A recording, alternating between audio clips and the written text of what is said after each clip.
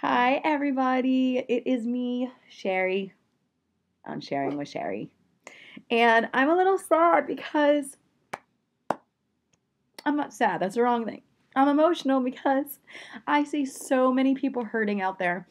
And it's like I just want to hug everybody. And that sounds so corny and so cheesy, but it's like I just want everyone to know that whatever situation they're in, they're going to be okay. I used to be that person, and I've said this so many times, but I just want to share it again.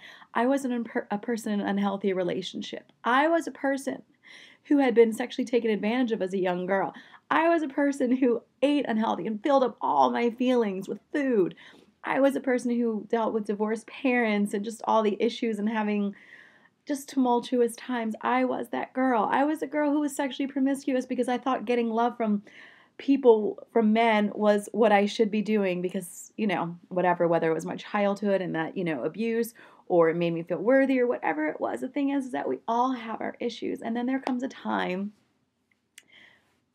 when you realize, and you've known the whole time, the whole time that relationship that you're in, that it doesn't feel right. You know that you deserve to be treated better. I remember that. And every day being like, I'm getting out of this. I'm getting out of this. Like, why am I allowing someone to do this?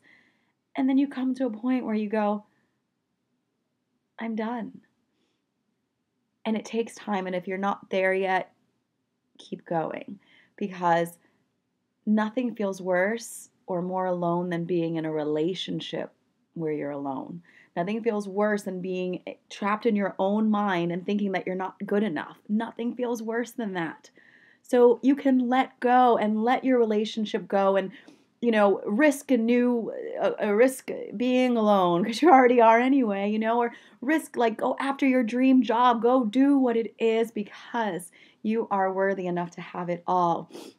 And it's like, I just read something that somebody wrote, which is why it's inspired this video blog right now, because if I can do it, you all can do it. All of us can do it. And it's like, it's just getting, it's just having, it's just knowing that you're worth it. It's simply knowing that you're worth it. And it's knowing that every single thing that's ever happened to you in your life, in your past, that is now part of that tape that plays over and over again in your head that tells you all the reasons why you're not good enough, you're not smart enough, you're not pretty enough, you're not worthy enough, you're not lovely enough, you're not any of these things enough. That's all been programmed in your mind, and that could just as easily go away. And I just want to encourage you guys that if you're on that brink and you're standing on that cliff, take the leap.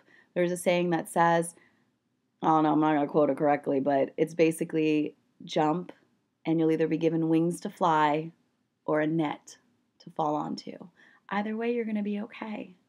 Either way, and you'll feel so good about yourself by just taking that risk, whatever it is, you're going to be okay. I am, you are, we all are.